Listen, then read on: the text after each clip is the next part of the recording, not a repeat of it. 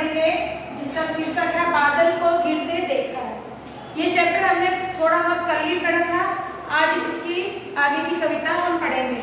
तो सभी बच्चे, दुर्गम बर्फानी घाटी में, यहाँ से हम स्टार्ट करेंगे।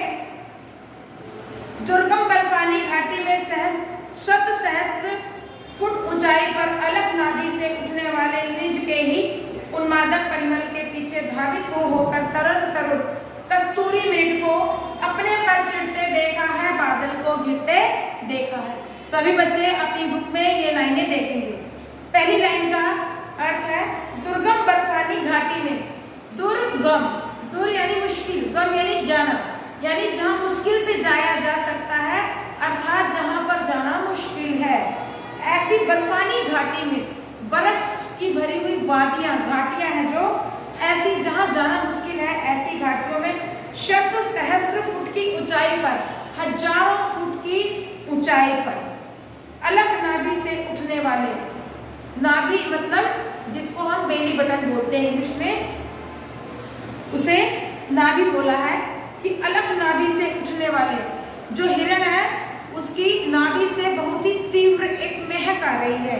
निज के ही उन्मादक परिमल, निज यानी अपने, उन्मादक यानी नशीला, यानी बहुत ही तेज, परिमल महक के पीछे, उस महक के पीछे धावित होकर, कूद कर, दौड़ कर तरल तरुण कस्तूरी मृग को, युवा मृग, इस हिरण, कस्तूरी मृग होता है जिसकी नाभि में महक होती है कस्तूरी नाम की। ये सब हिरण के अंदर नहीं होता, किसी के अंदर कस्तूरी नामक महक पाई जाती है उसकी नाभि में। उस हिरण को कस्तूरी मृग कहते हैं। तो उसके लिए कहा है कवि ने, तरल तरुण कस्तूरी मृग को, युवा होते हुए कस्तूरी मृग यानी हिरण को अपने पर चिढ़ते देखा है।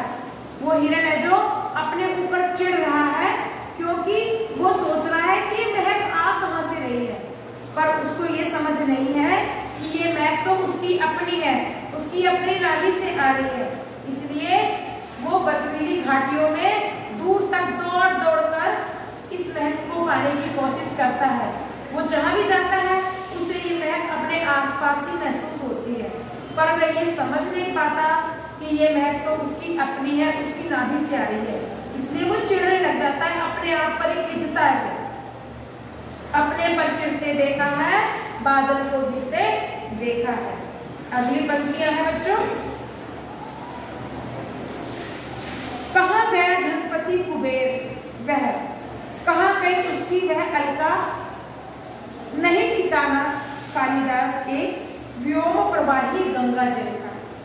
अर्थात कवि अपने आप से ही प्रश्न करता है।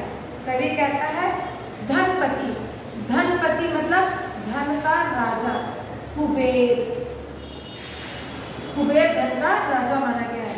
कवि फिर याद करने लग जाते हैं। वो कहते हैं आसमान के बादलों को देखते हुए कवि कहते हैं धन के राजा धनपति कुबेर कहाँ है वो तो नजर नहीं आ रहे इस इतने ऊंचे बर्फीली घाटियों में। कहाँ है उसकी अलका, धनपति कुबेर की अलका नगरी भी नजर नहीं आ रही। नहीं ठिकाना कालिदास के व्योम प्रवाही गंगा जल का।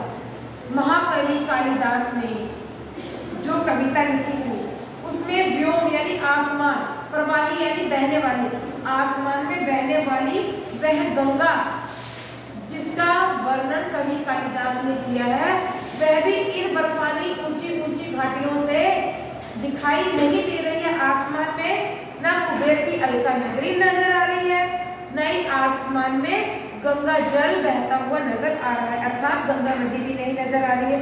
ढूंढा बहुत परंतु लगा क्या, कवि नागार्जुन कहते हैं मैंने यहाँ वहां बहुत देखा, ऊंची पहाड़ियों से आसमान की तरफ उन्होंने बहुत देखा, परंतु लगा क्या, पर उनके हाथ क्या लगा, मेघदूत का पता कहीं पर, उनको मेघदूत का पता कहीं नहीं लगा। कवि कालिदास ने मेघदूतम नाम की एक कविता लिखी थी, परंतु कवि कहते हैं कि वह मुझे मेघदूत का कहीं पता नहीं लगा, न ही गंगा जल का पता लगा, न ही कुबेर की अलका नगरी का कहीं पता नहीं चल रहा। कौन बताए वह छाया में बरस पड़ा होगा ना क्या पता, किसको पता, कौन बताएगा? क्या पता कहीं पर बादल घिर के बरस गए होंगे। वह मेघदूत जिसका वर्णन कालिदास ने किया है, वह यही कहीं आसपास ही गरज के बरस गया होगा इन्हीं पहाड़ी वादियों में। जाने दो वह कवि कल्पित था। फिर कवि कहते हैं ये बात छोड़ो, यह तो कवि कालिदास की कल्पना थी, इमेजिनेशन थी। कवि आगे कहते हैं मैंने तो भीषण जाड़ों में नवचुंबी कैलाश शीर्ष पर महामेघ को झंझानील से गरज गरज गिरते देखा है, बादल को गिरते देखा है। कवि नागार्जुन आगे कहते हैं जाने दो ये तो कवि की कल्पना थी। कौन सी कल्पना? मेघदूतम कविता की कल्पना, धनपति कुबेर, गंगा जल की कल्पना, ये सब कल्पना थी। वो कहते हैं मैंने तो वास्तव में भीषण जाड़ों में, भयंकर जाड़ा, भीषण यानी भयंकर, बहुत अत्यधिक जब सर्दी पड़ती है, जाड़ा की सर्दी, नवचुंबी, नव यानी आसमान, चुंबी यानी छूने वाला, जो आसमान को छूती हुई कैलाश पर्वत की शिखाएं या शीर्ष है, यानी कैलाश पर्वत की जो चोटी है ऊंची, महामेघ को, महामेघ यानी बहुत सारे काले काले बादलों को झंझानील से, तूफान, झंझानील मतलब बादल जो है पानी वाले, बरसने वाले बादल, वो आपस में भिड़ रहे हैं, उसमें बिजली की कड़कन की, गरजने की आवाज आ रही है, झंझानील से गरज गरज भिड़ते देखा है, आपस में बादल टकरा रहे हैं, उसकी गर्जना हो रही है। कहते मैंने तो सच में ये सब देखा है, बादल को गिरते देखा है। तो बच्चों समझ आ रहा है ना? इसको आप एक बार अपने आप खुद से रिवाइज करेंगे, फिर आपको अच्छे से आएगा। अगली पंक्तियां हैं शक्त शक्त निर्जर निर्झरणी, कल मुखरित देवदारू कानन में, शोणित धवल भोजपत्र से छाई हुई कुटी के भीतर रंग बिरंगे और सुगंधित फूलों से, कुंतल को साजे इंद्रनील की माला डाले, संग सरीजे सुधर गलों में, कानों में कुलवे लटकाए, सततल लाल कमल वेणी में रजत रचित मणि खंचित कला में, पान पात्र द्राक्षों में पूरित, रखे सामने अपने अपने लोहित चंदन की त्रिपति पर, नरम निदान बाल कस्तूरी नील छालों पर पंक्ति मारे, मदिरा आंखों वाले इन उन्मद किन्नर किन्नरियों की मृदुल मनोरम अंगुलियों को वंशी पर फिरते देखा है, बादल पर को गिरते देखा है। अर्थात पहली पंक्तियों का अर्थ है शत शत निर्जन निर्झड़ी कल मुखरित देवदारू कानन में। शत शत 100 निर्जन निर्झरणी, निर्झरणी मतलब झरने, हजारों 100 झरने हैं, वो ऊपर पहाड़ों की वादियों से बहते हुए नदी का रूप ले रहे हैं। कल कल धारा के में का रूप लेकर के नदियों के रूप में झरने बह रहे हैं। मुखरित देवदारू कानन में, देवदार के वृक्ष होते हैं, पेड़, वो पहाड़ी इलाकों में पाए जाते हैं। कानन मीन्स जंगल। तो कवि कहते हैं यहाँ पर जो देवदार के वृक्ष वाले जंगल है, शोणित धवल भोजपत्रों से, शोणित मीन्स लाल, लाल जो है भोजपत्र, शोणित धवल लाल सफेद, इस प्रकार का रंग लिए हुए जो भोज के पत्र यानी पत्ते हैं, उनसे छाई हुई कुटी के भीतर, भोजपत्र बड़े बड़े होते हैं बच्चों, उसकी कुटिया बनाई हुई है, मतलब वहां पर कोई है। उन लोगों ने क्या किया है, वहां पर इतनी हिमालय की ऊंचाई पर कुटिया बनाई हुई है जो लाल सफेद भोजपत्रों से बनाई हुई है।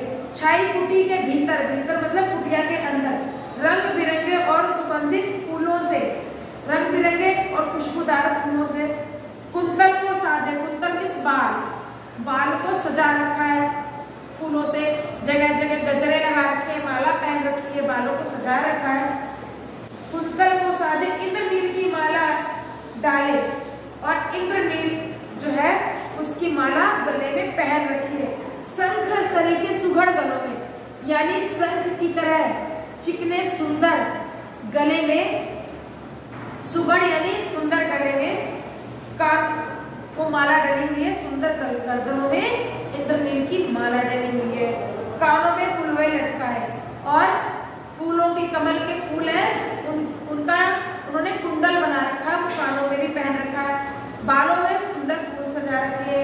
गले में इंद्रनील के फूलों की माला डाल रखी है और कानों में भी कमल के फूल लटकाए हुए हैं। शतदल लाल कमल वेणी में, शतदल लाल कमल 100 मुखों वाले जो फूल हैं उनको धारण किए हुए, वेणी मतलब कमर, शतदल लाल कमल वेणी में। अब कमर में करधनी यानी तगड़ी भी बनाई हुई है। उन्होंने कमर में कमल के फूलों की पिरो के करधनी बना रखी है। रजत रचित मणि खंचित कला में, रजत रचित, रजत मीन्स चांदी, चांदी रचित यानी उसकी नक्काशी की हुई है चांदी की, मणि खंचित और मणि से पिरोया हुआ है नगों से, कला में मतलब कलाकारी करी हुई है। पान पात्र, ये क्या चीज है चांदी की बनी हुई है? पान पात्र है ये, पानदान जिसमें पान रखते हैं। पान जो लोग वहां पर कुटिया बना के रह रहे हैं उन्होंने उनका पानदान है जो वो चांदी का है, उस पर नक्काशी करी हुई है, मणि लगी हुई है उसके ऊपर, सुंदर कलाकृति करी हुई है। पान पात्र पानदान है, द्राक्षावस्फुरित और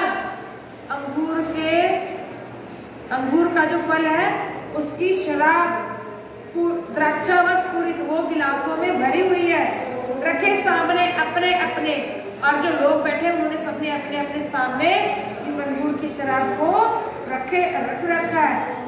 लोहित चंदन की तृप्ति पर, लोहित चंदन लाल चंदन की तिपाई, तिपाई यानी मतलब एक स्टूल समझ लो, 3 पैरों वाला स्टूल, उसके ऊपर वो रखी हुई है लाल रंग के चंदन की त्रिपाई, उसके ऊपर सबने अपने अपने शराब के, अंगूर की शराब के गिलास भी रखे हुए हैं।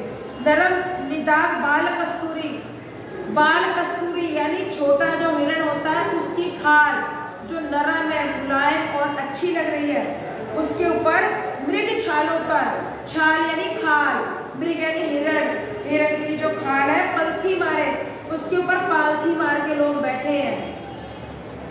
मदिरारुण, मदिरा यानी शराब, मदिरारुण यानी नशीली आंखों, आंखें हैं उनकी शराब पी के आंखें नशीली हो गई है, आंखों वाले। उन्मद, उन मस्त, उन्मद यानी मस्त।